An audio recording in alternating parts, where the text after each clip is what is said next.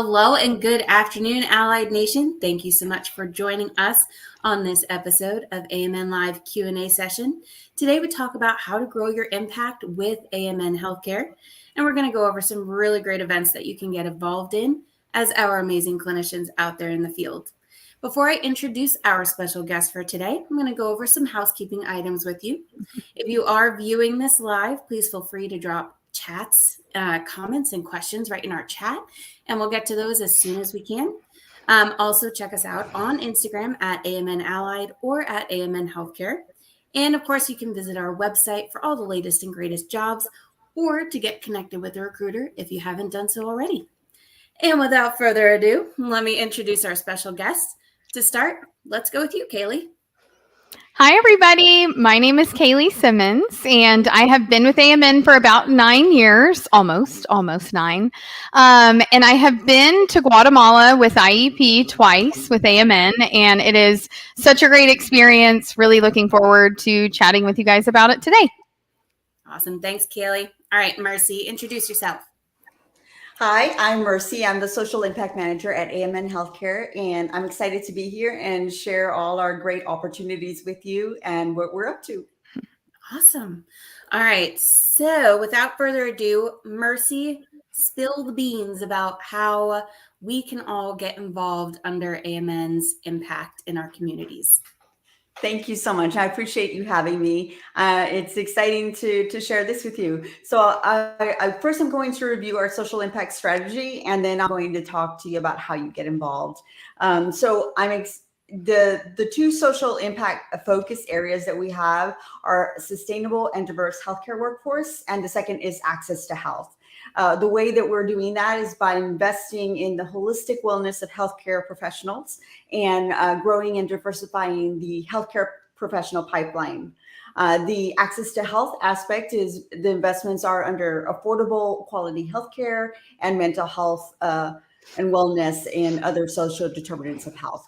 So our vision is to work towards health and wellness for all. And to empower the future of care, we need sustainable healthcare workforce, and all our communities need access to healthcare. So the goal is a healthy, just, equitable, and sustainable world where everyone can thrive. So we have a few opportunities that we hope you will consider taking part in directly. I'm just going to list them all, and then I'll talk to you a little bit about them. So we have the San Diego Pride events, we have NAMI walks, we have the Alzheimer's Association walk, we have remote area medical, and the Guatemala humanitarian trip. The San Diego Pride Festival and Parade is on, so we're sponsoring and we have a float. And so it should be a really fun event.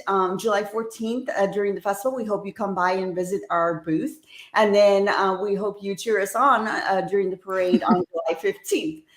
We look forward to advocating and supporting our LGBTQ plus community.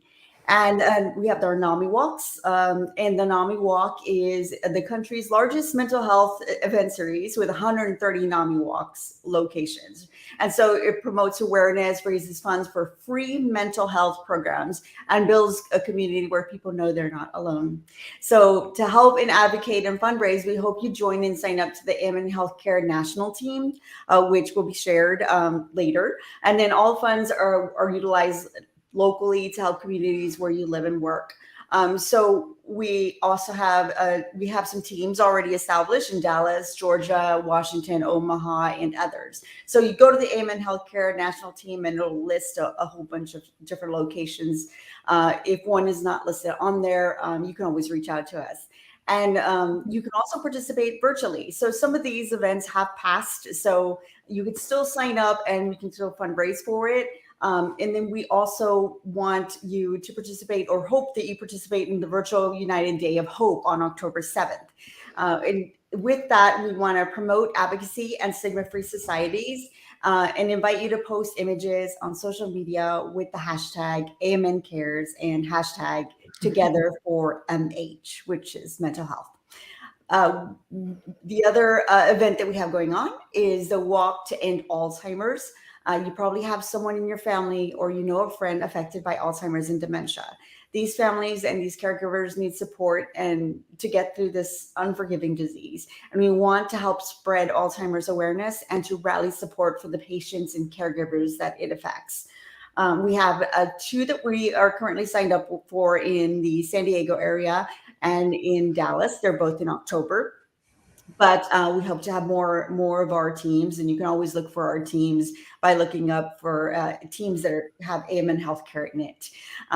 And also, we hope that you register in your locations, and remember, there is no cost to the registration. It's the same for NAMI. They're very good organizations that want to make sure that we have the advocacy and support. And fundraising is great, but it's not the only thing. And Guatemala humanitarian trip. Lastly, but certainly not least, hope you join Team Hope for AMN Healthcare's 9th humanitarian trip to Guatemala. We're again partnering with the International Esperanza Project, a charitable nonprofit organization whose mission is to inspire hope in people in developing countries through healthcare, community infrastructure, and education projects.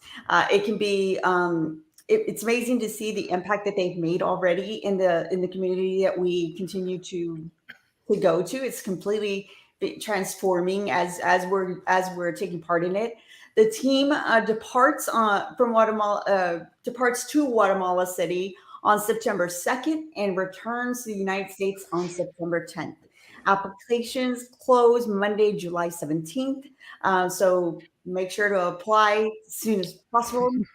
Should you apply, you would serve as volunteers, and the $2,400 per person travel costs is included round trip airport food and lodging, security, and transportation while you're in Guatemala will be sponsored and fully paid for by AMN Healthcare. We do ask that each healthcare professional sponsored by AMN donate $300 towards medical supplies, and you may need to buy some few personal meals and traveling and whatever knickknacks you want to buy, kind of stuff. But we do ask that you, of course, are able to donate your time, your medical skills, and your compassion. There will be a link to sign up for that as well. We also invite our corporate team members to go and work on community infrastructure. And so now I'm going to turn it over to Kaylee. Kaylee, you recently went to Guatemala, and can you share your experience? Yes.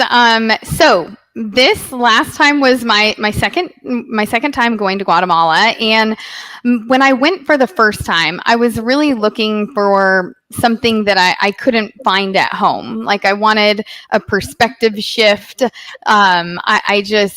I wanted to impact people and be able to see that impact. And so when I was asked to go, I was like, oh my gosh, yes. I have had colleagues go on this trip and they have raved about it. And I have seen their videos and followed their social media while they were there. And so I knew it was going to be incredible. And that's exactly what it was. So we did a lot of stoving and installing water filters. And I know Mercy has a little bit to talk about on the medical side for Team Hope. Mercy, do you want to review some of that before we dive in? Yeah, absolutely. So the corporate team has a little bit of different experience in the medical team of Team Hope. So in 2022 alone, our volunteers performed 127 life-saving surgeries, and over 1,300 patients were served with various medical services from dentistry, optometry, and speech and language assistance. There were 280 water filters and stoves were installed. And then our clinical team, though, we have 2 kind of teams that are in the medical department, which is the clinical team. These teams set up 1-week clinics at a location in Chimiltango, where people from across the region can easily commute. And the surgical team, this team works in Corpus Christi Hospital in Patsum, Chimiltango. And so they do amazing things. They show up. They've got like bags full of medical equipment and they set it all up. That's like the first few days is all this complete setup. And then you do all that. And then you have this huge line of people. They're just standing in line, going just all around blocks and stuff. And you experience this moment when you walk in and you just kind of overwhelmed, I think, by all of the impact that you're going to make, because all of these people are here to see you and be seen. So it's just an amazing experience, and really encourage all of you to participate. Yeah. And before you guys continue, okay, so 127 procedures, hundreds of stoves and water filters. And in how many days, Mercy? How many? It is like 7 days, or like, Yeah. because there's it's like 6 days, 7 days, right? Like somewhere in there. But yeah, it's ridiculous, the amount of time, because we also have a fun little ending, but I'll wait for later to talk about that. Yeah. It's just insane. And the community side of it, going out and having the privilege to be able to install the water filters in these families' homes, it's unique. I would say every single home is a little bit different. Some of them strike you differently than others. There are some that it really is a community. There are several homes, kind of in a circle, and it could be grandparents, and just honestly, so much generational love and family traditions there and all of that. And so you get to play with the kids.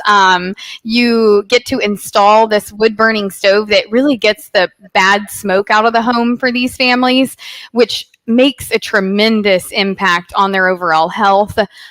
It's something where when you're doing it and when you're installing the water filters, these families have so much gratitude. It's a simple fix for us to be able to do it for them, but for them, it's saving up quite a bit of time and money to be able to get these stoves. And it really is just incredible when you see it, and when you pop popcorn for the first time on the stove, and you get to share the popcorn with the families and do the poporopo dance. It's really it's a really, really great experience.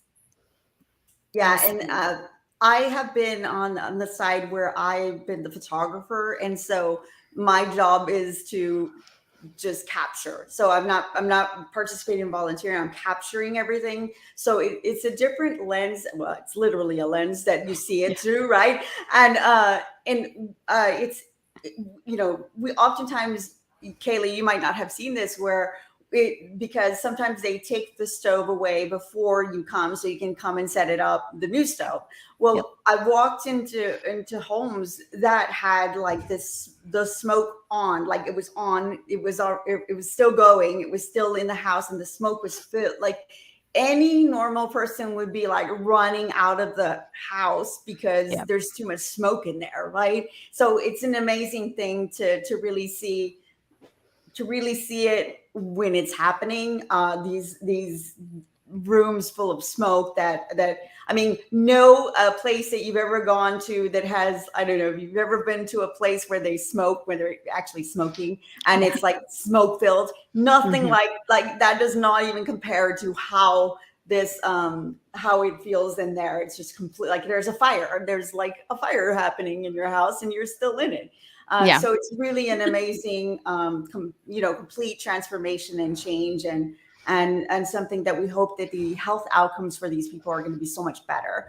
The other thing that on the clinician side that happens is, you can take some gifts, and Kaylee we'll talk about that a little bit more. But the gifts that you kind of give the kids, there's an option for you to take some things. And one of the dentists that goes kind of routinely, I've seen him go a few times, is just a great guy. And he brings like bags full of shoes, and he collects shoes all year round, used shoes, and he brings them to Guatemala. And when he's done doing all of the dental work, he opens up the bag and says, pick out what you want. And they kind of try to pick out the sizes that are appropriate and the style that they would like, right? And so it's a really interesting thing to see, kind of the heart that a lot of these clinicians will put into going and being part of this community and helping them. So that's a really great moment to bring up the dentist with the shoes. Kaylee, do you have a memorable moment like that while you during your couple of times that you've gone? Yes, yes. I honestly, there have been several that have struck me, but this last time around when I went, we have a box that the water filter comes in, and there's just these little circular rings that sort of hold that water filter in place, and it's made of cardboard. And in the very first home that we went to, there was a little boy, I'd say maybe no older than 3, and I have in the whole, in my entire visit prior, I would just throw away that box and throw away those little cardboard rings. And I had never really thought anything of it. And in this particular house, there were no toys. There wasn't really anything I could do that I had to do with this ball. And so I thought, okay, I'm going to take that box and I'm going to take the cardboard rings and I'm going to make a game out of it. And we started seeing if we could throw the ball in the box. And then I started taking the ring like a target and I'm moving around and, he's trying to throw the ball through. And I thought to myself, my goodness, we've made a game out of disposable trash, and he was lit up. His grandmother, our translator, had told us at the end, he was saying some stuff that I couldn't quite understand. And his grandmother was telling our translator, and he was telling us that this was the most fun he had ever had. And he was so grateful for the ball. So I had to give him another one. That's kind of that donation piece on things you could bring. But I walked away just thinking about, how something that you don't even think twice about could mean something and could be something like a toy to a kid. And so in the next following houses, I started playing that same game and use that water filter box and, trash to have fun with the kids. And I don't do that here, with my own kids. They have toys, but you improvise when you're in a third world country, and it does. I mean, it absolutely it shifts your perspective. Oh my gosh. I'm just sitting back here. Normally I'm all chit chatty during these things, but listening to your stories is just, I love it. Before we move on, just a reminder to our amazing viewers, please feel free to drop questions and comments right into our chat. Just to go through a couple that we've received from Deshay. She said, I submitted for Guatemala. I hope I get in. Hearts. From Mr. and Mrs. Robinson, love AMN. Hold on, another comment came in, so I got thrown out. Love AMN from Sherelle Robinson from Dallas. Thank you for believing in us. We love you. From Megan, y'all are amazing, so proud. Well, I mean, it's pretty cool. Again, so this is a good question for you, Mercy.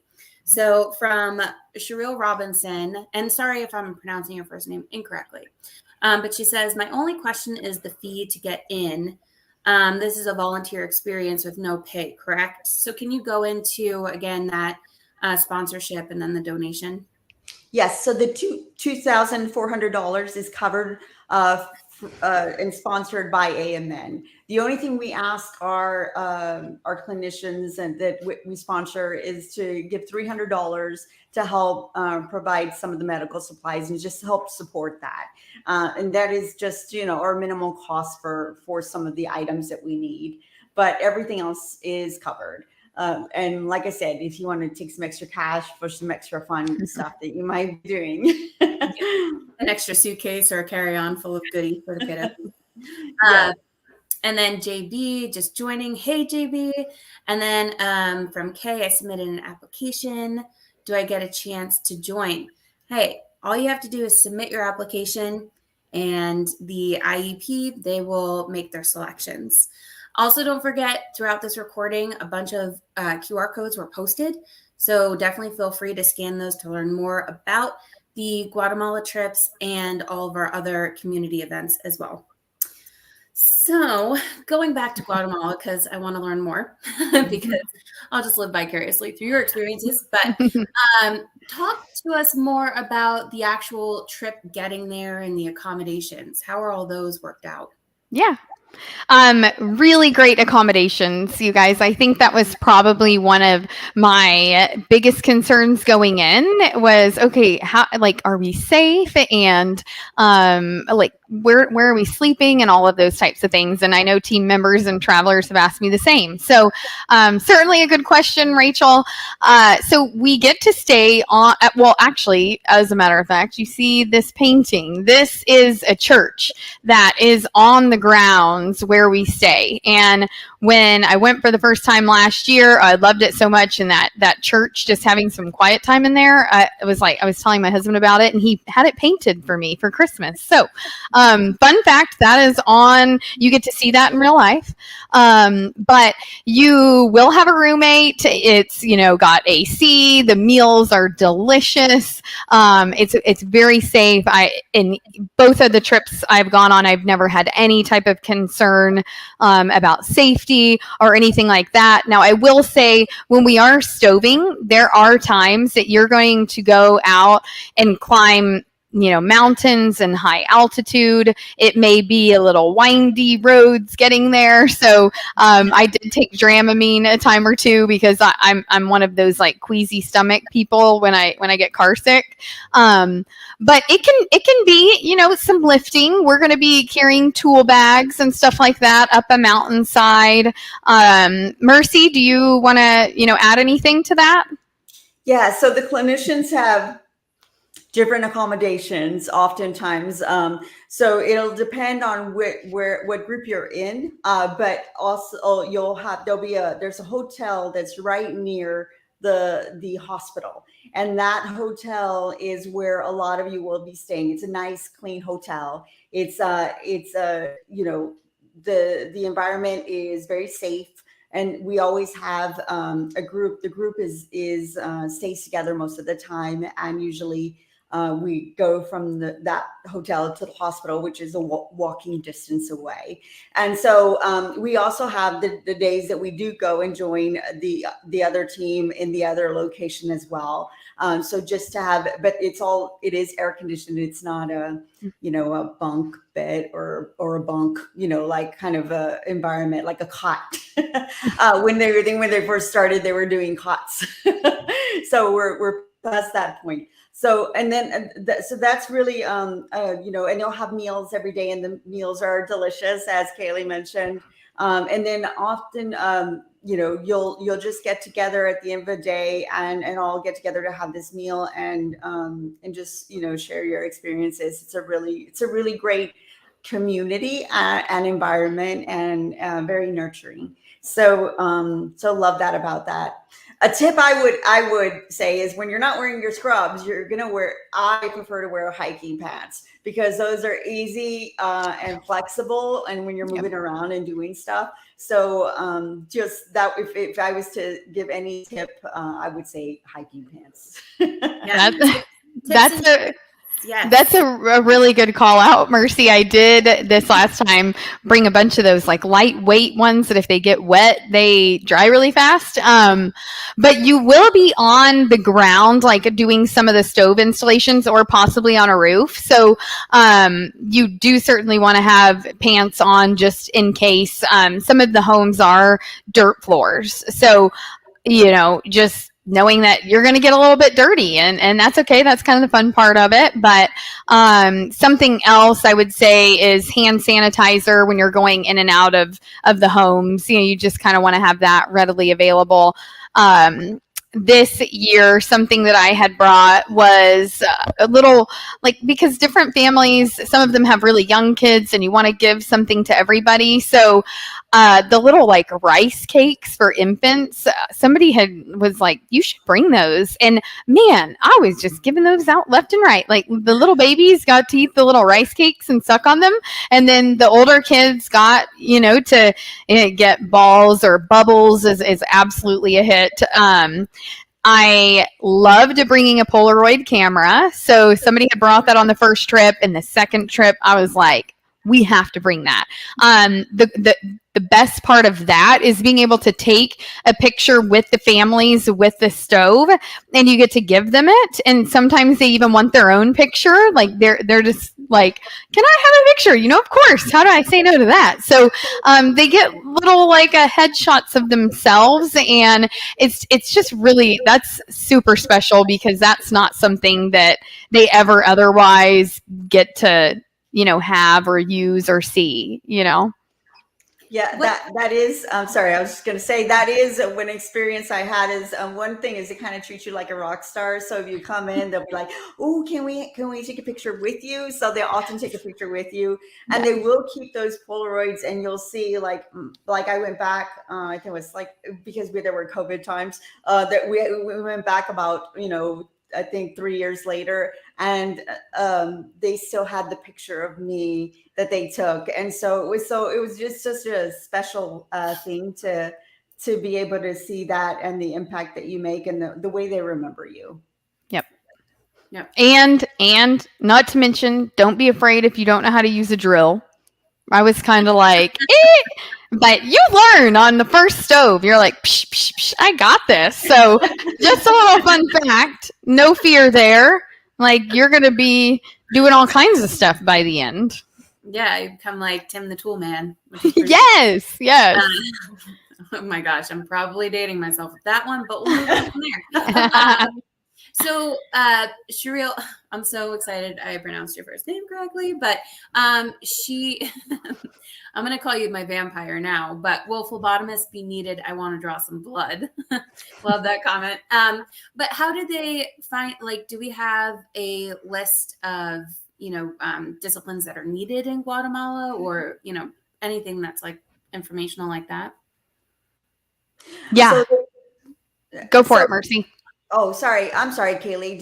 You go ahead. Yeah, no. I was just going to say there is a list, and we could, you know, if you email one of us at AMN, we could send it over to you. But IEP really, they kind of outline what surgeries they're going to be doing, and they iron out the final details as far as what they need the most. Mercy, would you add to that? They do, but they're very open because if you kind of submit what your application or your, you know, submit that in there, they kind of take into account there might be something they're not thinking about or something, you know, they obviously they coordinate these all the time, but they need all kinds of people with all kinds of experience. So we really encourage all of you to just, you know, apply if you're interested and see if we can accommodate. We have the need for that. We have the need for all kinds of things that they need for all kinds. I mean, I can't even tell you all the things they need because there's like nobody. There's this huge team that comes in, and there are people that are you know, doing dentistry. There are people that are doing speech therapy. There are people that are doing surgeries. There are people who are, you know, and then there's all the allied group, the support staff, everybody that is helping with all of that. So it's just an amazing experience. And I mean, there's opportunity for all kinds of, you know, clinicians and healthcare workers. So the apply. Yeah, it doesn't matter. Just apply. Yes. To Lysandra, what if you have applied multiple times? All I can say to that is keep applying because this trip is not going anywhere anytime soon. And then we have a question from Kimberly. This is a really good one. When is the selection process for external candidates and how will they be notified? When is the selection process? So the deadline that IEP has is on July 17th. So that's the close of the application, you know, taking the applications. So please apply before then IEP makes that selection. Mm-hmm. Okay, cool. So it'll be after the cutoff date for submissions. So sometime near there. We don't have the exact date, but sometime near there. And then are we allowed to bring someone? I'm pretty sure it's just a solo trip for the clinician, correct?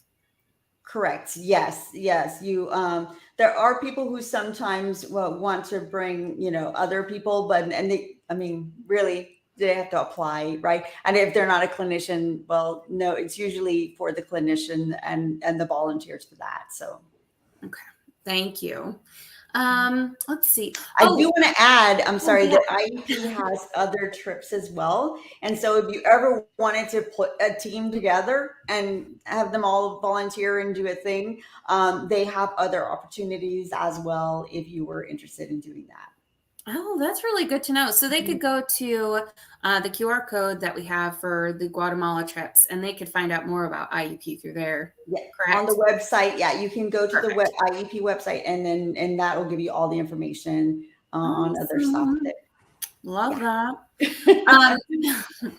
that. So in terms of schedule, so how does it go? I mean, do you just like get there and you start doing stuff as soon as you land, or how does all that work? There is an orientation that takes place, and they kind of go over everything and expectations, and just so that people are aware. Some people have never been there before, and some people are repeat, right? So so they'll just kind of give you an orientation, and then after the orientation, they you know, they also provide you with shirts and things that you might wear, you know, during the trip, and just some items like that. And then you go on, and the next day, so we land and we go to a hotel nearby the airport, and then after that we take that bus trip to, you know, to get to where we need to, because it's a more rural area, so it's not in the city, right? So you're gonna have to drive a ways and do that.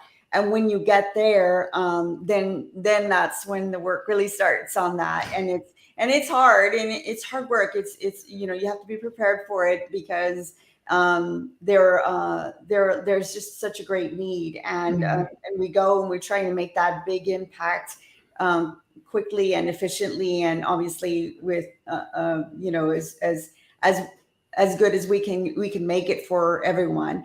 And then so we want to make sure that everyone just has a good experience, but also, you know, make that impact in that amount of time that we're there. And yeah, I mean, just to kind of follow up on that, I would say that you make an impact in every single house. So, you know, bring extra snacks if that's your thing. It's so fun to be able to share with the kids and the families. Oreos were a huge hit. Just saying, like, man, it was like every house. I'm like, all right, I'm going to have to pack extra next time. But they love those small things that they can share with family, and it's likely things that they have never had before. But it's hard work, but we choose to show up and get things done. And you really are, so you're a part of something so much bigger. And when you walk away from the week, it's like, wow, if I did this every year, in 10 years, I'm going to have installed how many stoves? Like in Guatemala, it's incremental, but small things become big things. And we all know that. And that's why we're doing what we're doing there. Love it. It's our 9th trip. So we've installed a lot of things and we've had a lot of surgeries. I mean, what was it? So it was 238 stoves and water filters. So say it's around, you know, 230 on average for every trip. I mean, that's a lot of insulation going on. Whew. So any final wrap up comments on Guatemala, or just how to get involved with AMN's impact in general from both of you? Yeah.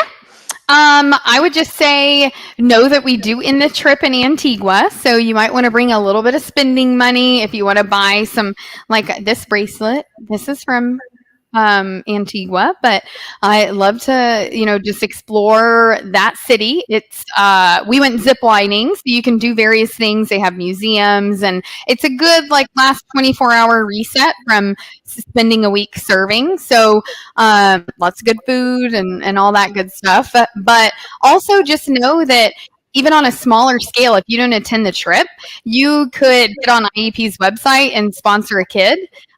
You get to meet them at the schools. They are, I'm sponsoring a 14-year-old, and I, you know, met him this past trip, just as cute as a button. And, it's smaller scale, but it's something that it makes that immediate impact too. You know, you're allowing them to get education, and the school they just had their first round of graduates, I believe, and they're speaking English. And I mean, it's really, really, really amazing when you see it in real life. You're like, wow, it's crazy. Yeah, it is. It's an amazing experience to be there. Antigua is a fun, as Kaylee mentioned, a fun wrap up and decompress. So there's a lot that happens when you're there, and it can be a lot to pack in a few days. So that last day of decompression is really nice and always appreciated. And it's a time also to spend with the people that now become your lifelong friends a lot of times, because you get so close to everyone and you're like elbow to elbow doing all kinds of things. So really creates wonderful bonds, and it's an incredible experience. Yeah, and don't forget your deodorant because you're gonna sweat because of all the work you guys are doing. And raincoat because it rains some too. Fun. Bug spray too, right? Just fun little facts on all those random things you don't really think of, and also just don't worry about the language barrier. I think every team is going to have a translator. That was a concern of mine. I'm like trying to learn little phrases before I went, but you are always going to have security. You're always going to have a translator, and you're always going to have an installer that if you do have a complicated stove, there are some that are just a wham bam that you can get them done in 30-45 minutes easy, and then there are others that the way you're doing the piping to get it out of their home, it can be a little bit more challenging, and there's always an expert stove person there that's able to kind of brainstorm with you guys if you need it. But yeah, it's really awesome. I would highly encourage everybody to apply if you've ever wanted to do a mission trip. You're going to be surrounded by people that believe in the IEP mission, and that's it's a purpose bigger than ourselves. So I really think you will all love it, and wish we could take you all. So keep applying. Yeah, I can't agree with Kaylee more. It's an amazing experience. You'll be glad you did it. And it's an opportunity of a lifetime. It definitely changes your perspective. And for the clinicians, I mean, there is so much impact that you have on this on these people, and there's no way that they can thank you enough. But all you want to do is like thank them for the gratitude that they have and the joy that you can bring them. So we hope that you all apply. Awesome. All right. Well, we are going to wrap this little live session up. But before we do, thank you so much for joining me today, Kaylee and Mercy. The insight to Guatemala and our general impact across the U.S. is just outstanding. You all have to visit our websites, click the QR codes. There's so much information to learn on how you too can get involved with all of our amazing things that we do under the AMN roof. And as I'm signing off, thank you so much to our clinicians for everything you do every single day. We wouldn't be here without you. And thank you again for joining us. And be sure to tune in to our next live next month. Bye, guys.